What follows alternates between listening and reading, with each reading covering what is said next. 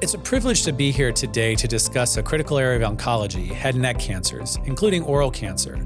These malignancies, while diverse in their presentation and complexity, share common challenges in diagnosis, treatment, and long-term management. Over the years, a better understanding of disease biology has broadened our treatment landscape beyond conventional surgical and radiation strategies to now include more patient-specific treatments. The integration of AI, robotic surgery, and biomarker-driven therapies is not just enhancing survival rates, but also preserving function and quality of life. Yet, despite these strides, our work is far from done. Welcome to Baptist Health Doc to Doc, a podcast built for innovation and collaboration by physicians for physicians. Thank you for joining us. I'm Dr. Geoffrey Young, Chief of Head and Neck Surgery at Baptist Health Miami Cancer Institute. And joining us for discussion today is Dr. Alessandro Villa, Chief of Oral Medicine, Oral Oncology, and Dentistry with Baptist Health Miami Cancer Institute and Baptist Hospital. Alessandro, thank you so much for joining in this topic that is near and dear to both of our hearts. Thank you. Very excited to be here and looking forward to our discussion today. But why don't we just dive in? And I know you get asked this a lot, but how do we define head and neck cancers? Yeah, you're right. That is a common question. I always tell everyone it's pretty much anything above the collarbone, but outside of the brain. So, inside the brain and spine, that's really left for the neurosurgeons, but we pretty much treat everything else. So these would be cancers of the throat, cancers of the thyroid gland, cancers of the salivary glands, some skin cancers of the head and neck, et cetera.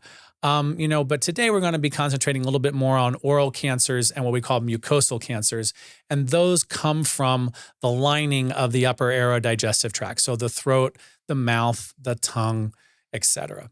So one of the things that I get asked a lot also is what are the risk factors for head and neck cancers? As you know, as a dentist, lots of my colleagues do cancer screening. So I think it's important also for prevention and risk reduction. So maybe we can talk more about that. Sure. So I think that traditional risk factors have been tobacco related. So smoking, oral tobacco use, et cetera, have been traditional risk factors for head and neck cancers, as well as excessive alcohol consumption. We do know that those are tied into development of not only precancerous, but cancerous lesions in the upper aerodigestive tract. And also, in the most recent decades, we've known HPV to be fundamentally involved in the process of driving tumors in the upper aerodigestive tract. Now, these are mainly in the oropharynx, which is really the tonsillar base of tongue area. But we have seen HPV biology in a variety of different head and neck cancers. And, that really lends itself to different presentations because there are certain signs and symptoms that people should look out for, right? And so pain in the mouth, a painful lesion, lesions that won't heal. And we can talk a little bit more about this because, I'm sure you see a lot of these and when people should be concerned. But the other thing is a lot of the HPV-related tumors present painlessly. So they'll present when there's a lump in the neck and the patient will not have ever felt their tonsil tumor, but when it metastasizes to a neck lymph node and they find a lump in the neck, that's when there's some concern. And we always say any neck mass in an adult that wasn't there before really should be worked up and is cancer until proven otherwise. Difficulty swallowing, changes in voice, changes in hearing, pain behind the ears, pain in the back of the throat, all of those things, can be warning signs.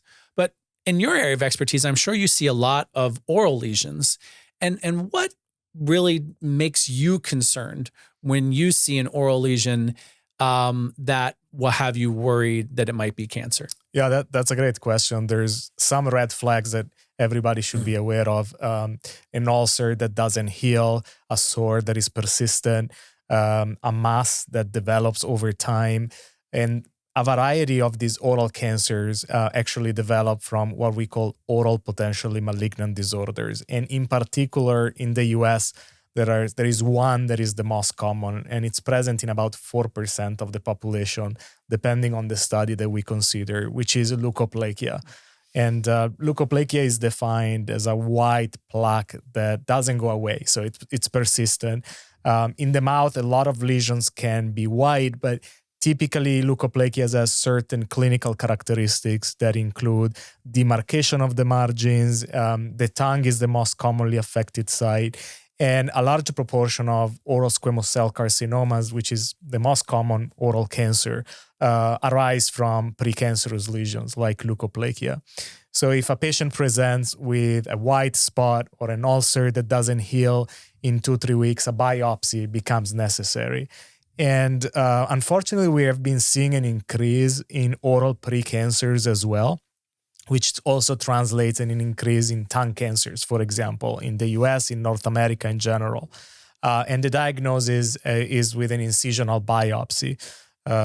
When we look it under the microscope, leukoplakia can be an hyperkeratosis not reactive, and recent data show that even an hyperkeratosis not reactive has the potential to transform into cancer. Usually around 4-5% of these patients can develop cancer in a 10-year period.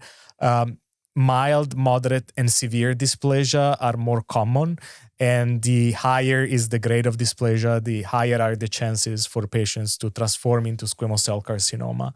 So, for example, a leukoplakia that under the microscope shows as severe dysplasia, these patients have a risk of about 50 to 60% of transforming into cancer in a 5-10 year period, depending on the study that we consider. So there is definitely an opportunity to do prevention, to detect early these changes in the mouth. I think that physician, dentists have the opportunity to do a routine oral examination. There was a recent Lancet editorial that came out many years ago now, and it was titled 5 Minutes to Save a Life. And it takes just a few minutes to do an intraoral and extraoral examination to detect some of these precancers or even some of the lesions that are already cancerous. And I would imagine that many of these lesions are found by the dentist during, even routine cleanings, or most dentists, I think, when they see a patient on regular basis, will perform a screening exam, once a year. And I imagine a lot of what you see is found by dentists. Absolutely. Our major referrals comes from dentists and dental hygienists as well. And it's interesting because when you look at the numbers, patients tend to see more often their dentist and dental hygienist than a primary care physician. And therefore, patients have that unique relationship with their dentist that they may have seen for many, many years. And the mouth being so accessible, it's really part of the examination of the dental exam, the oral exam. And so when a dentist detects a lesion, typically they refer the patient to head and neck surgeons like you, or specialized oral medicine physicians like us. And then the workup starts for these patients. So let's take, three different cases. So the lesion comes to you, area of leukoplakia, it's been there for, greater than 2-3 weeks, 30 days. You biopsy it, it comes back atypia, mild dysplasia. What are the next steps in your mind for that patient? Yeah, so there's a couple of factors and other things that we should consider. One is how large is the size of the lesion? Are we talking 1 cm leukoplakia, or are we talking a leukoplakia that involves half the tongue of a patient? And there's two different types of leukoplakias. One is what we call localized leukoplakia, which is a small white patch in the mouth. The other one, which is the most challenging to treat, is called proliferative leukoplakia, that involves many sites in the mouth. So imagine that patient that you were mentioning walks in, has a little leukoplakia, we take a biopsy, it's mild dysplasia. Typically, surgical excision is the treatment of choice. And it's pretty successful. The recurrence rates vary from 0% success up to 30-35%. The problem is when we have a proliferative leukoplakia. That really poses a challenge for patients, for clinicians, because these are precancers. They're not cancer yet, and they may affect multiple areas in the mouth, or a very large lesion, as I mentioned, like half the tongue. Mm-hmm.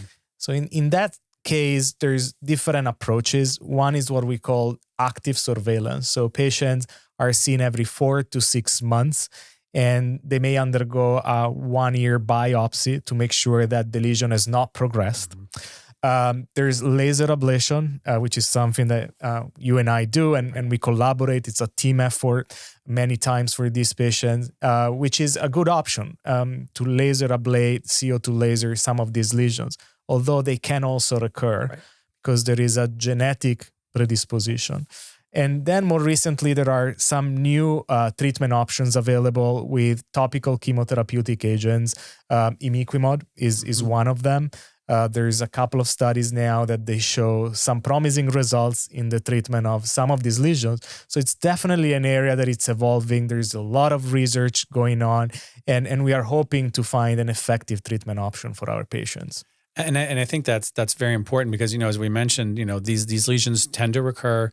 They tend to be multi. Some patients, will come in with one, you treat it, it shows up on the other side. And then there are those that progress to cancer. So let's talk about really now the cancer aspect of it. So you get a diagnosis of cancer. I think that people often will sort of come to a pause at that diagnosis with, what do I do next? And who do I go see? Because there are so many different treatment options in the head and neck landscape. And I think that's one of the reasons why a multidisciplinary team is very important in treating this disease.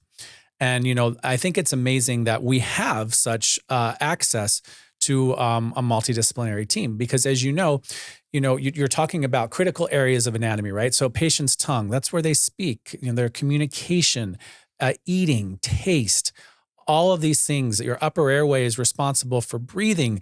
It's how you interact with the world, right? So we want to preserve as much as that as we possibly can when treating these diseases. So yes, there are surgical approaches, but there are also radiation approaches. Some patients may benefit from a combinational approach where we have surgery and radiation. And so I can't really stress enough the importance of having that multidisciplinary evaluation, not just for the medical providers, but also for the speech language pathologists who need to help these patients learn how to maybe swallow differently while they're being treated or after their treatment. Nutritionists to make sure that the patients are maintaining their caloric intake to have the calories that they need to fight this disease as they're moving through treatment. So nurse navigators, when you're a patient that's faced with all of these appointments, you're having daily radiation or weekly chemo infusion, and you need to, have all of these things timed perfectly to be successful. Nurse navigators are very, very important in that process. And I think we're actually very blessed to be at an institute like Miami Cancer Institute, where we have all of that under one roof and can offer that to our patients. And one of the roles that I know you've been really involved in this is that there are dental effects of treatment of these diseases, because we are treating these areas where, where we speak, chew, eat, etc. So what can you say about, the importance of a good dental evaluation prior to starting any kind of, treatment in the head and neck landscape? Yeah. So, our goal is to really minimize side effects that can affect the teeth or the mouth in general. And the American Cancer Society guidelines on prevention of dental disease and oral diseases require patients awaiting to start radiation therapy to see their dentist. And the goal is to minimize any sources of dental infection. So if a patient has poor dentition, the dentist should make sure that restorative work is completed.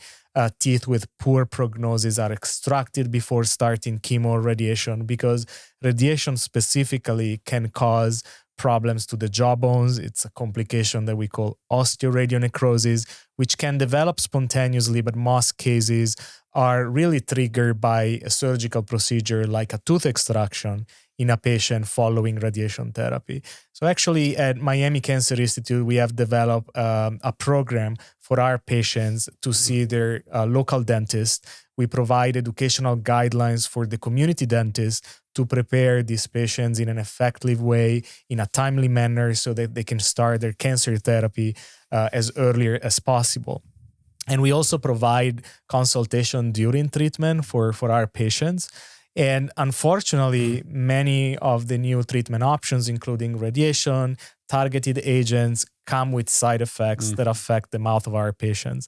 So you mentioned difficulty swallowing, difficulty speaking.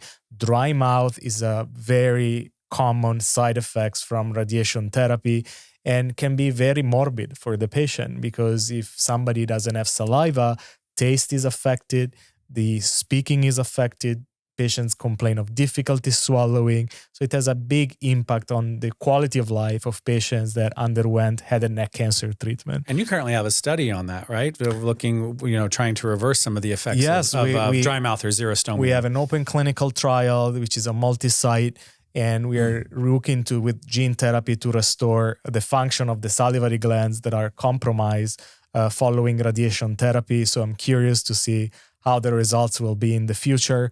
And we're actually open also a new study on the management of some of those challenging precancers that we were talking about. But to your point, again, the role of the dentist and multidisciplinary care really is important for the best care possible of our patients with head and neck cancer. It's interesting because, I see a lot of head and neck cancer patients longitudinally years after their treatment, and that dry mouth really, is often their main complaint. And it's very interesting because the treatment landscape in head and neck we've already described is very complex. Multiple physicians are usually involved in these decision-making processes.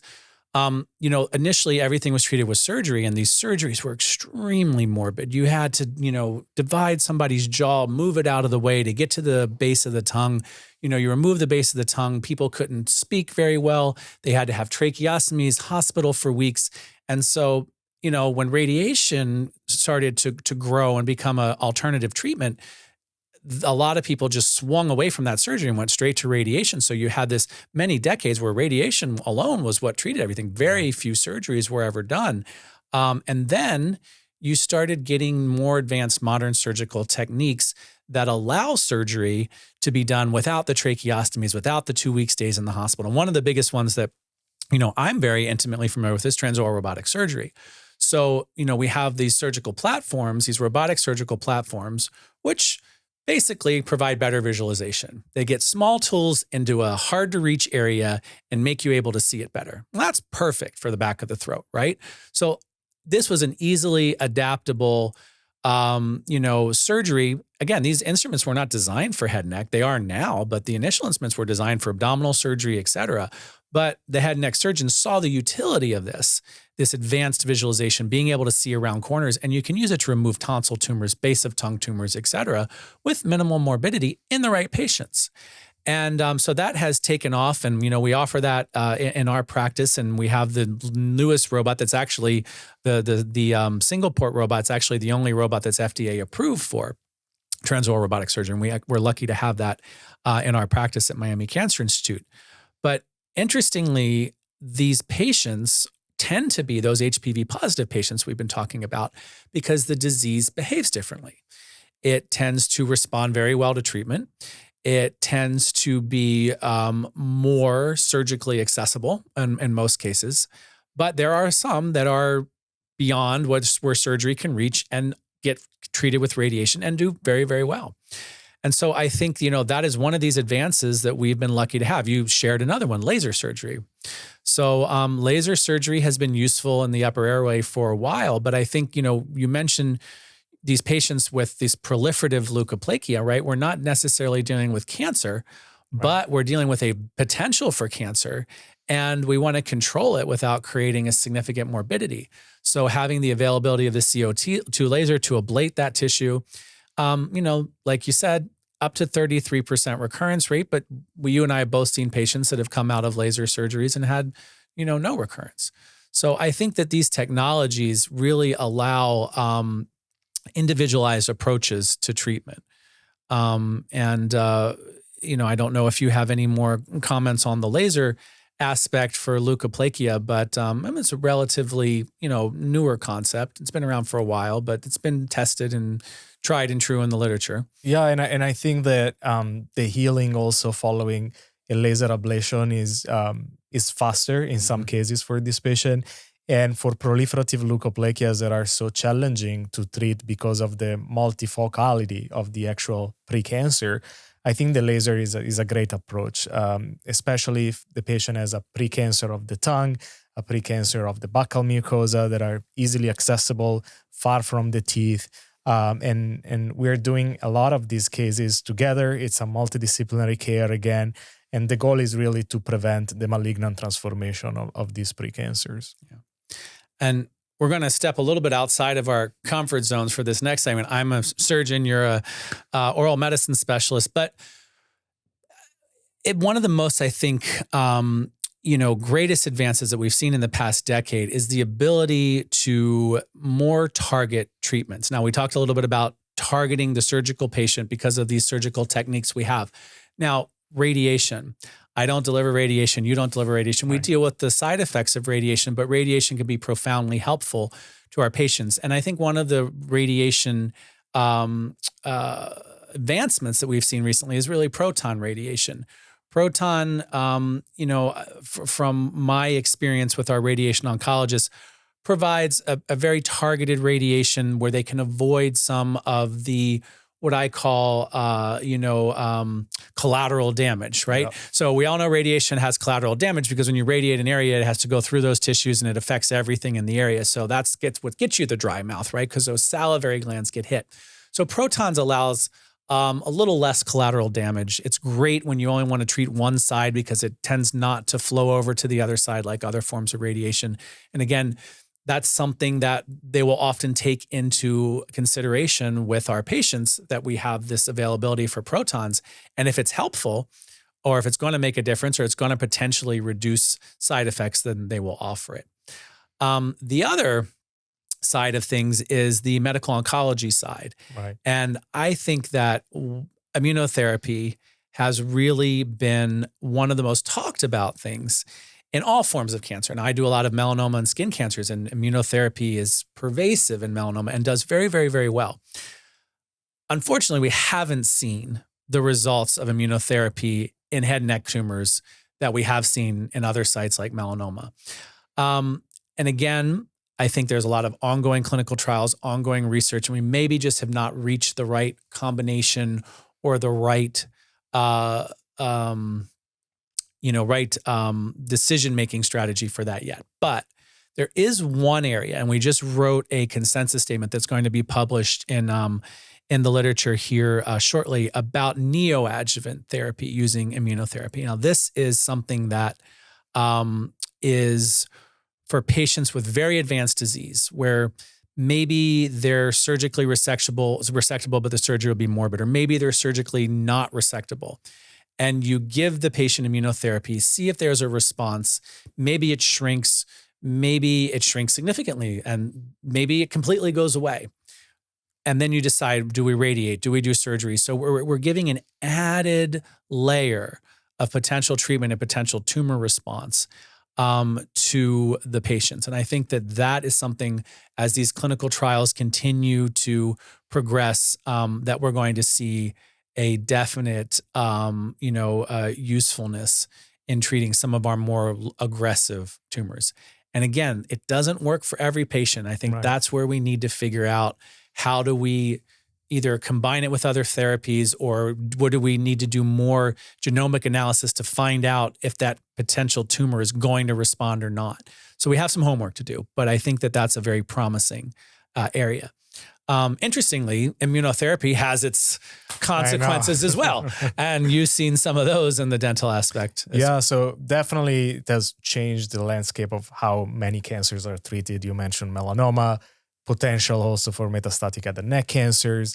But unfortunately, as for many of the new drugs that are FDA approved, they do come with side effects that affect the mouth. And we did a large study looking at about 4,000 patients that received immunotherapy, and looked at what are the side effects that can affect the oral cavity. And about 8% of patients develop some sort of toxicity that affects the mouth.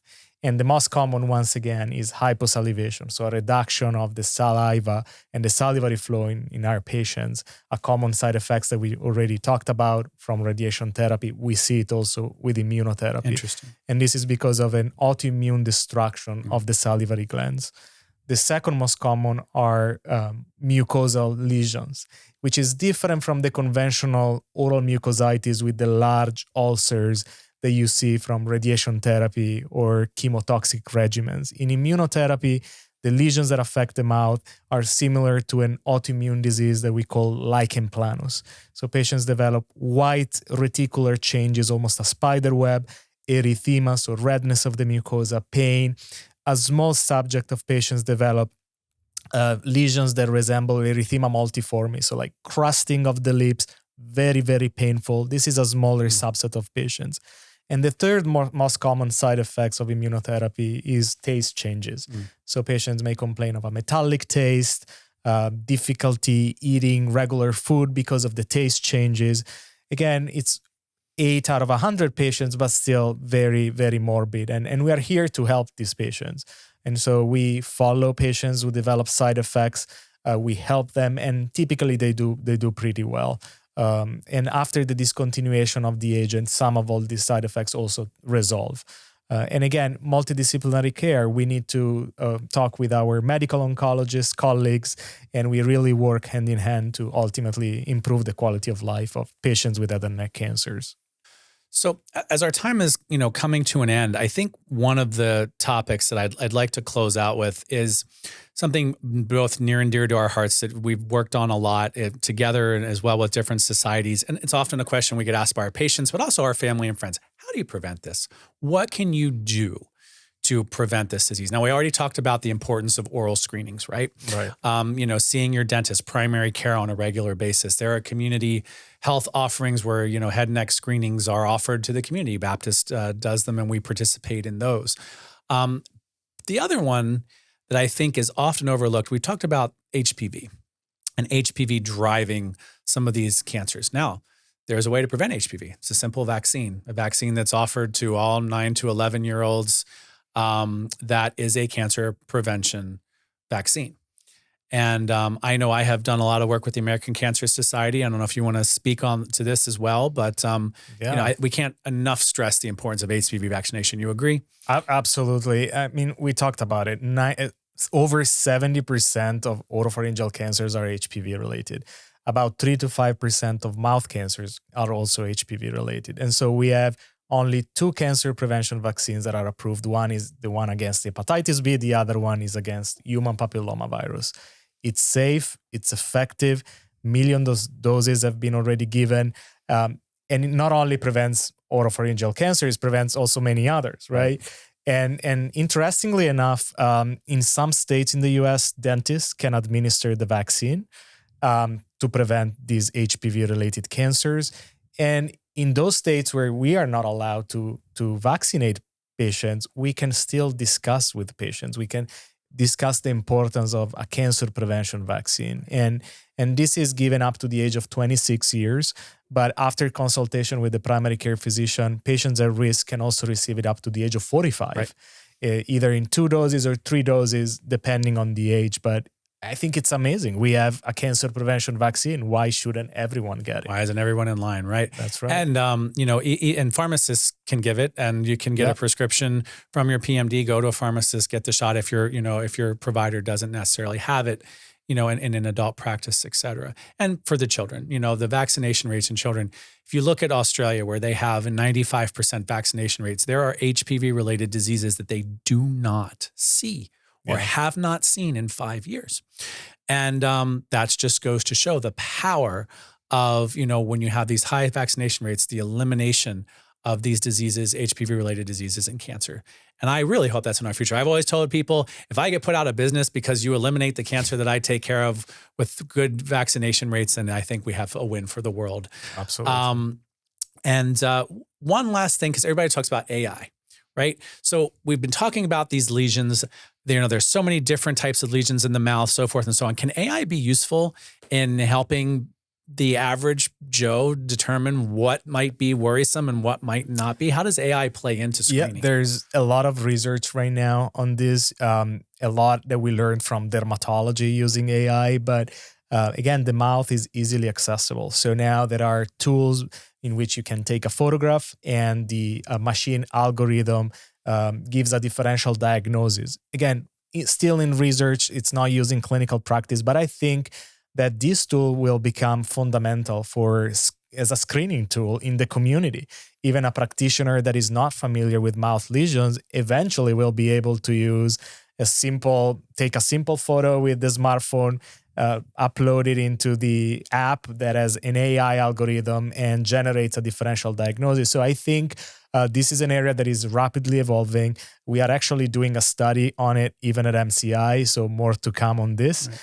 But I think it's going to change the future of diagnostics and screening. So looking forward. I agree. to We're it. not quite prime time yet. If you still have that Not lesion yet. that's been there for Not 30 yet. days and nobody's taken a look at it, I suggest see myself or Alessandro and make sure that you get a good opinion on it. So thank you so much for this discussion. I thoroughly enjoyed it. These are topics that we profoundly care about, and I think most people really care about as well. Our patients are profoundly grateful for the care that they receive and for the ability to participate in some of the clinical trials and everything we talked about. So I really am thrilled to be able to share this in this setting. As research progresses, combination therapies and novel drug developments offer hope for better survival rates and quality of life. Collaboration between researchers, clinicians, and technology will be key in transforming the landscape of head and neck cancer treatment, bringing us closer to more effective and less toxic solutions. Advances in immunotherapy, targeted therapies, and minimally invasive surgical techniques are improving outcomes while reducing side effects. AI and machine learning will enhance early detection and treatment planning and lead to more tailored care. Thank you again for joining us. To find out more about the topics covered on Baptist Health Doc to Doc, please visit physicianresources.baptisthealth.net.